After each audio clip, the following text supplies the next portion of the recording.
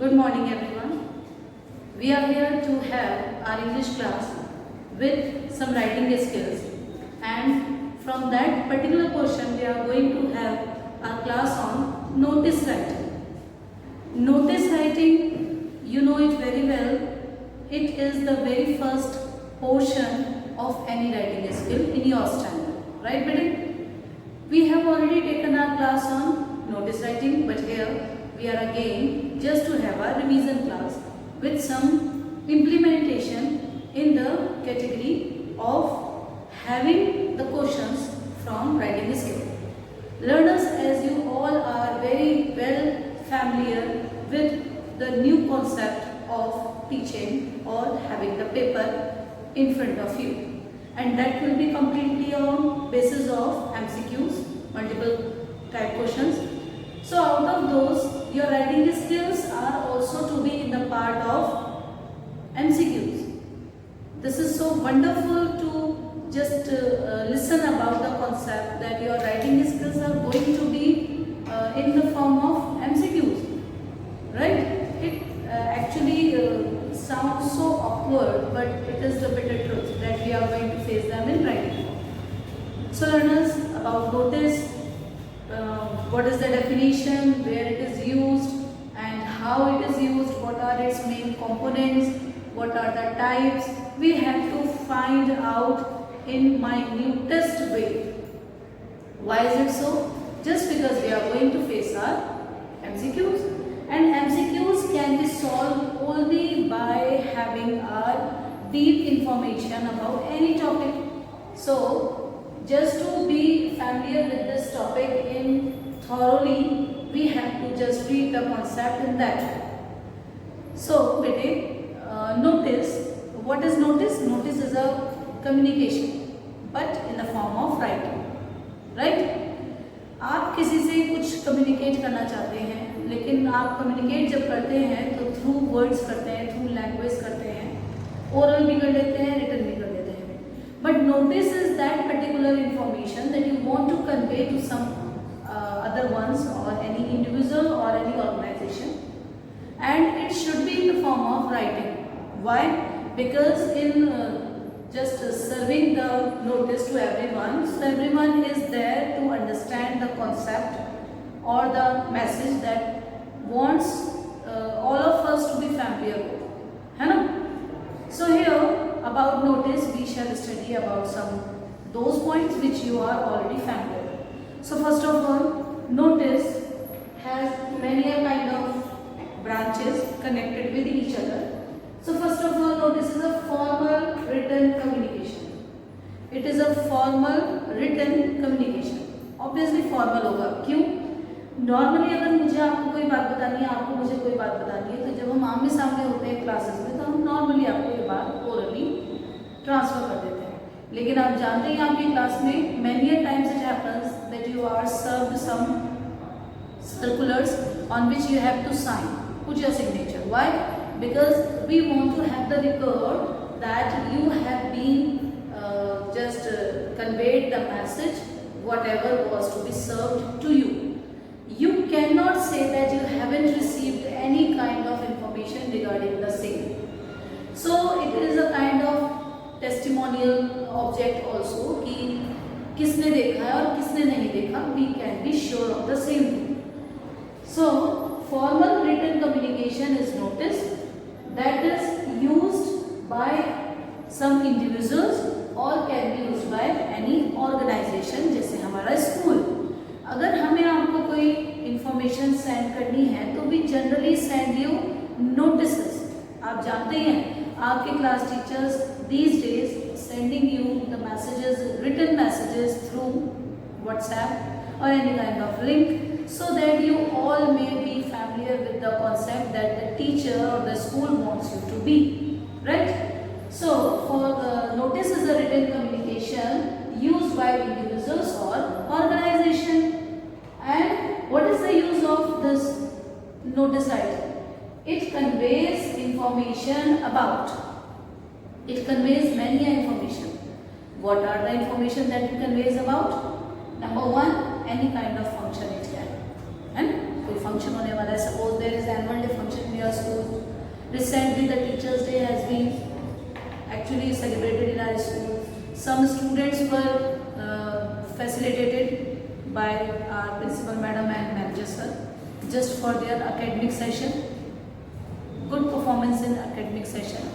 So in that way, it was a kind of function, some occasion, some event, announcement, and so on. Right, beta? Of these things you are much familiar with. Now I want to take you to some that familiar portion that you all are familiar with very well. So it is a kind of layout of writing a notice. How we can write it down?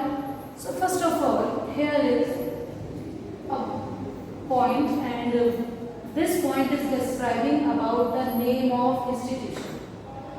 Name of institute, right बेटे? ये हमें क्या बता रहा है? वो जगह जो ये नोटिस इश्यू कर रहा है, तो वो कौन है? Modern era public school Bijnor. Just down to it you have to write the heading of notice. और नोटिस की हेडिंग कैसे लिखी जा रही है? Total in capital letter. देखिएगा, NOTICE, total spelling in capital letter. Right बेटे? There is no need to write down it like this. Okay, आप लिख दें NOTICE. तो ये जो आपका फॉर्मेट है of writing the spelling notice, that is completely wrong. This one is the right. ठीक है, total capital letter. After that there is a date. अब आप डेट देखिए बेटे. वैसे भी हम जान रहे हैं कि notice is a formal written communication. So the areas, the spheres where you are using your date in formal places, your date should be written like this. कैसे? First of all, your date. अगर single digit की है तो उसे double digit बना दीजिए by placing 0 just before to it. And then the name of month. Don't write like this. Okay, 9/9/21. This is a wrong portion of writing. Why? क्योंकि ये formal area है. Formal area में हमें कुछ pattern follow करने ही पड़ते हैं. So date is here, then month, name, और वो भी आप देखिए मैंने सिर्फ SEP सैप नहीं लिखा, सितंबर पूरा लिखा है. After that I have placed a comma. कोई डॉट नहीं, कोई स्लैश नहीं, कॉमा. 2021 आपके सेशन का नाम. ठीक है? तो this is a way to write your date और any kind of formal written communication. After that we have the subject of writing notice. Subject कैसे लिखा है? Suppose कीजिए आपके स्कूल में इंटर स्कूल डिबेट कंपटीशन. क्या है आपके स्कूल में?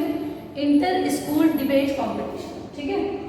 आपके स्कूल के अंदर ही डिबेट कंपटीशन होने वाला है. आपस में ही होगा, क्लास का क्लास से, सेक्शन का सेक्शन से, इस टाइप से डिबेट कंपटीशन. अब आप देखिए टोटल लेटर आपके कैपिटल बनाए गए हैं. आपको भी इन बातों का ध्यान रखना है बेटे. You have to be careful by writing your notice in a proper sequence, right? और उसके बाद आपका कंटेंट आता है, एक बॉडी आती है ना, एक पैराग्राफ, उसके अंदर आप कंटेंट लिखते हैं. जब आप कंटेंट लिखते हैं तो आप उसकी स्टार्टिंग आई और वी या यू से नहीं करते हैं. आपको फर्स्ट पर्सन और सेकंड पर्सन का यूज नहीं करना है.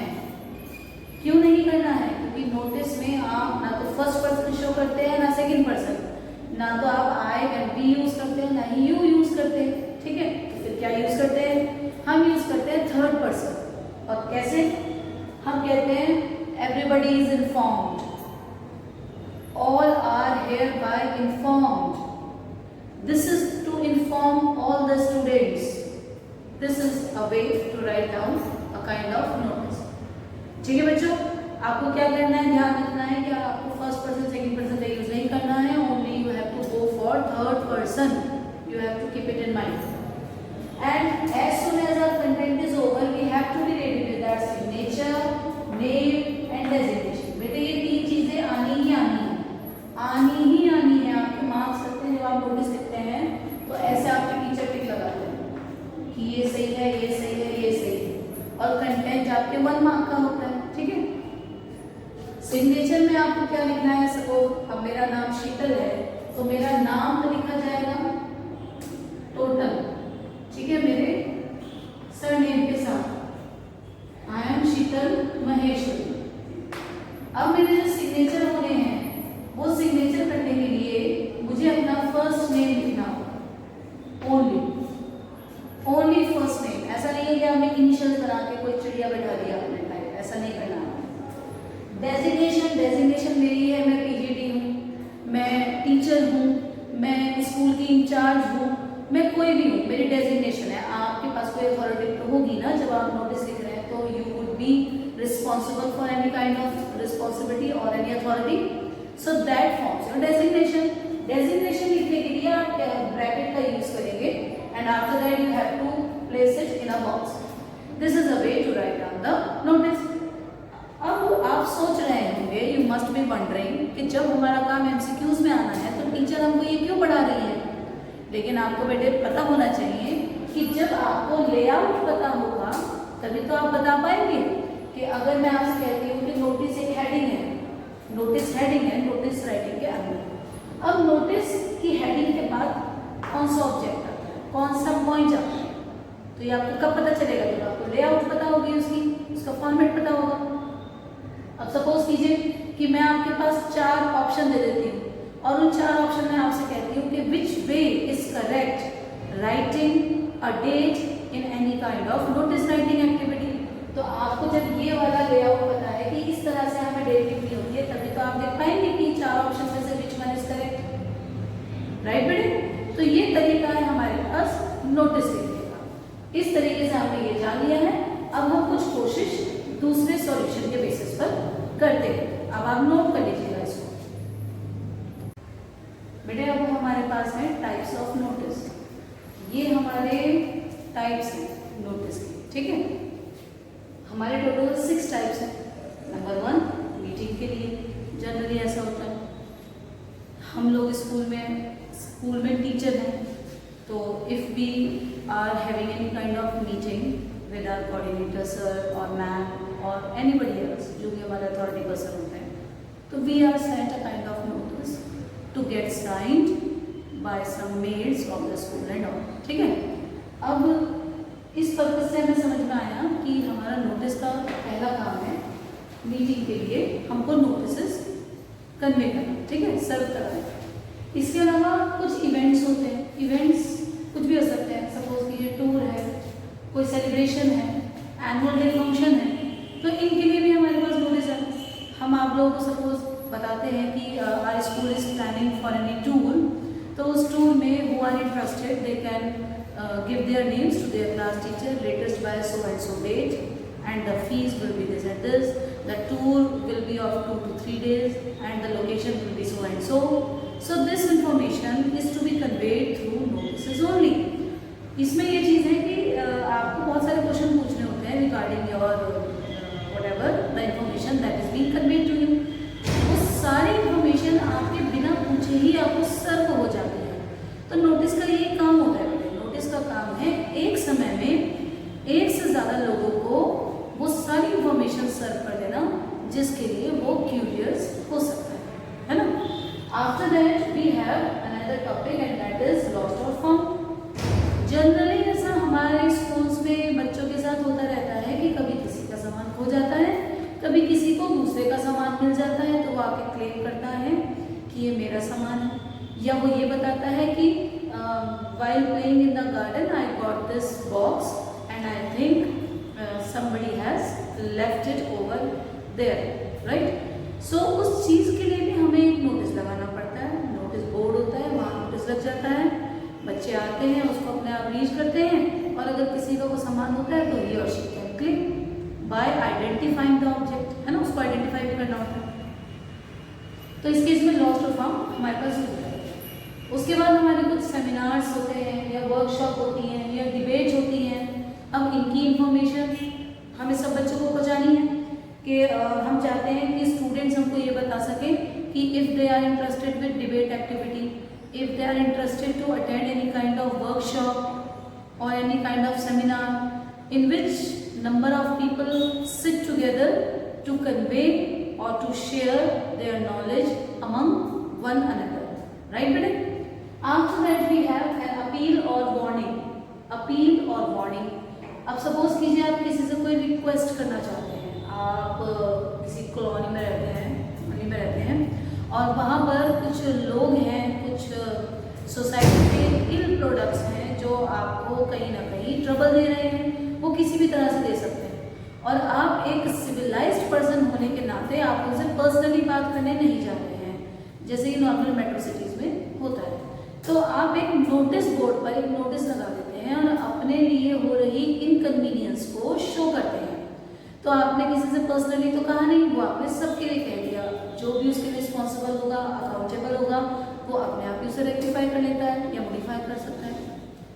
इसके अलावा वार्निंग है, वार्निंग जनरली दी जाती है।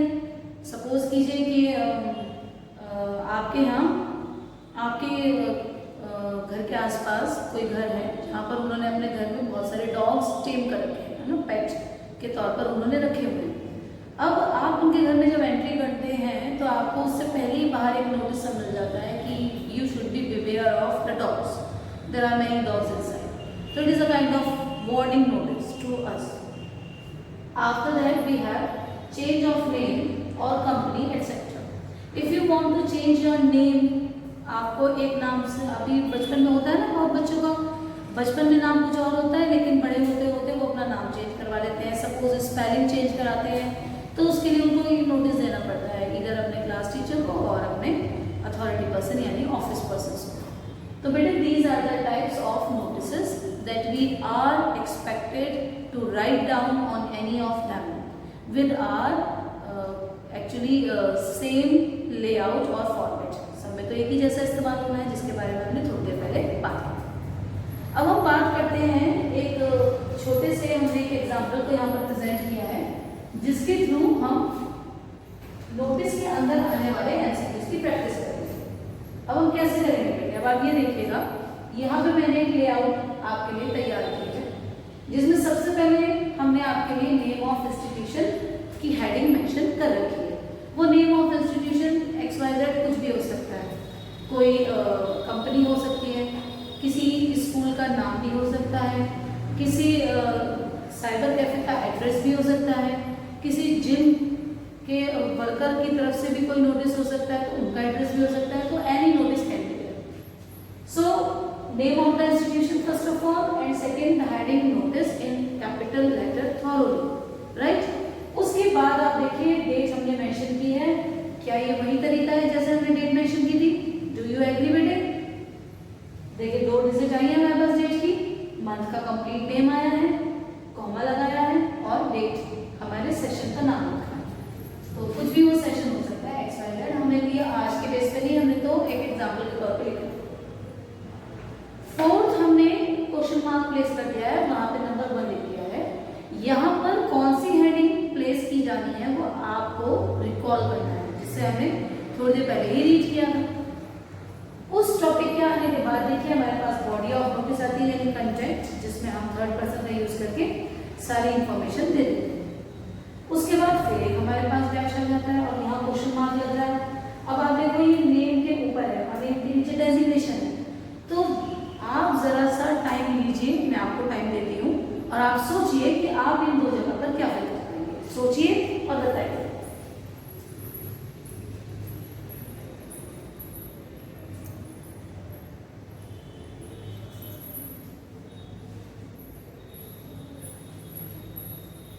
ये हेडिंग्स आपके पास लिखी है बेटे, आप देख सकते हैं इसमें फर्स्ट नंबर के लिए हमने 4 ऑप्शन लिखे हैं ABCD, ठीक है, ABCD 4 ऑप्शन लिखे हैं। अब आपको ये चूज करना होगा कि which one option will be suitable for this blank, particular blank number 1 and this is number 2। उसके लिए भी 4 ऑप्शंस हैं, आप यहाँ पे फिल करेंगे।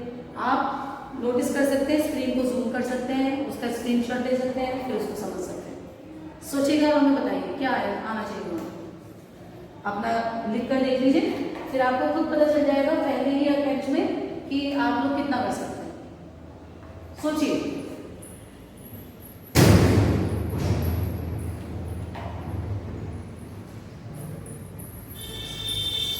आई होप बेटे आप लोगों ने गेस कर लिया है।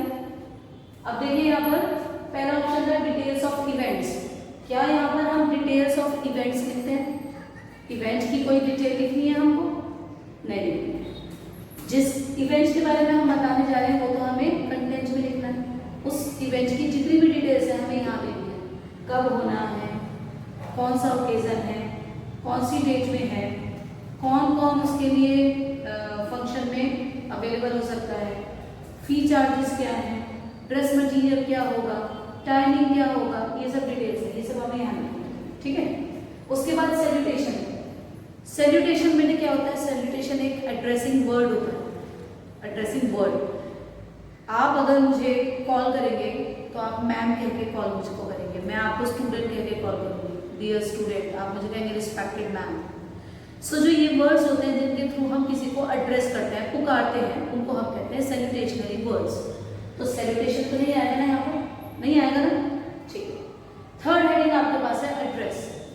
क्या हम इस पॉइंट में एड्रेस लिखते हैं? क्या लगता है आपको, एड्रेस लिखा जाएगा? नहीं लिखा जाएगा। फोर्थ ऑप्शन पर आपके पास है हेडिंग। क्या हम यहाँ कोई हेडिंग लिखते हैं? यस, हेडिंग लिखते हैं। तो इसका आंसर हमारे पास है B. We have B option है, ठीक है। हेडिंग से मतलब क्या है? हेडिंग से मतलब हमारा ये है कि इसमें हम क्या बताने वाले हैं, हम बताने वाले हैं इंटर स्कूल डिबेट कॉम्पिटिशन। तो ये हमारा टॉपिक है, हमारी heading. I hope I am clear, right. अब आप सेकंड देखिए, हमने मेल के ऊपर हेडिंग मेंशन कर रखी है डैश। 4 ऑप्शन है। क्या यहाँ पर थैंक यू लिखा जाना है? थैंक यू जैसा कोई वर्ड हमने आपको बताया? नहीं बताया, नहीं आएगा। क्या यहाँ सिग्नेचर आएगा? Signature, right. अभी थोड़ी देर पहले मैंने आपको बताया था माई नेम इज शीतल महेश्वरी, और अगर मैं साइन करूंगी तो सिर्फ शीतल के नाम से करूंगी, ठीक है। नेक्स्ट हमारे पास ऑप्शन है, बाकी को भी पढ़ लेते हैं, आगे काम आ जाती है चीजें। थर्ड ऑप्शन हमारे पास है कॉम्प्लीमेंट्री क्लोज। कॉम्प्लीमेंट्री क्लोज होता है बेटे जब आप लेटर वगैरह का एंड करते हैं, लेटर का या किसी स्पीच का, तो आप लास्ट में लिखते हैं thanking you, yours ओबीडिएंटली, sincerely, XYZ, ये सब आप बताते हैं। तो इसी को हम कॉम्प्लीमेंट्री क्लोज कहते हैं। क्लोज से मतलब उसको समअप करना, और कॉम्प्लीमेंट्री कुछ अच्छे शब्दों का यूज करके आप उसे समअप करना चाहते हैं, एंड करना चाहते हैं, ठीक है बेटे। और after that there is the option NO, ANY, none. तो वो तो हमारे पास है ही नहीं, यहाँ पर सिग्नेचर वर्ड हमारा यूज हो गया। तो हमारे पास ऑप्शन आता है बी। अब आप एग्जाम फेस करने वाले बेटे, तो आपको पता ही है कि अब आपका एक क्वेश्चन नंबर 1 है, तो 1 के सामने आपके पास होगा A, B, C, D। आपको इनके ऊपर सर्कल्स बने हुए मिलेंगे। अब आपको उन्हें बबल करना होता है, आप जानते हैं हमें फर्स्ट ऑप्शन डी मिला था, तो आप डी को बबल कर देते हैं पूरी तरह से। यही तो आपका तरीका होता है। सेकंड में आपके पास फिर से ऑप्शन थे A, B, C, D, फिर से आपको सर्कल मिलते हैं इनके ऊपर। अब हमने सेकंड में ऑप्शन बी यूज किया था, तो आप बी को सर्कल कर देते हैं। This is your way of doing writing skills with MCQs portion. बेटे in my hand I have a model sample paper. This is of Arihant, ठीक है। मार्केट में बहुत सारे सैंपल अवेलेबल हैं, आप लोग बहुत अच्छे से फैमिलियर हैं क्योंकि आप लोग स्टूडेंट हैं। मास्टरमाइंड है मार्केट में, प्राची, विद्या, एडुकार्ट, आपको जो सही लगे अपने हिसाब से आप वो परचेज कर सकते हैं। ओसवाल का भी शायद मार्केट में अवेलेबल होगा। ये आपको सैंपल पेपर आपके लेटेस्ट जो आपके पैटर्न है उन्हीं पर बेस्ड है। आप देखिएगा बेटे, ये आपका सैंपल है और इसमें आप देख रहे हैं इसमें टर्म 1 लिखा हुआ है, टर्म 1, यानी कि एक पूरा सैंपल है जो सिर्फ और सिर्फ टर्म 1 का आ रहा है। तो इसमें आपको लगातार ये सारी चीजें मिलती हैं। जैसे सबसे पहले अनसीन मिला होगा आपको, उसके बाद राइटिंग स्किल्स और ग्रामर आ जाती है, लेकिन आपके स्टैंडर्ड में कहीं ग्रामर कम मार्क्स की होती है, कहीं थोड़ी ज्यादा मार्क्स की होती है। इसके अलावा आपके पास लिटरेचर MCQs बेस में। तो बेटे देयर आर मेनी पार्ट्स जिनके थ्रू आप प्रैक्टिस कर सकते हैं और जान सकते हैं कि आपको राइटिंग स्किल्स के लिए किस तरह से प्रिपेयर होना है। सो बेटे आज हम अपना काम यहाँ पर समाप्त कर लेते हैं, ठीक है। आपको हम एक PDF सेंड करेंगे, उस PDF के थ्रू आप अपनी प्रैक्टिस कर सकते हैं राइटिंग स्किल्स की। Till then take care, thank you.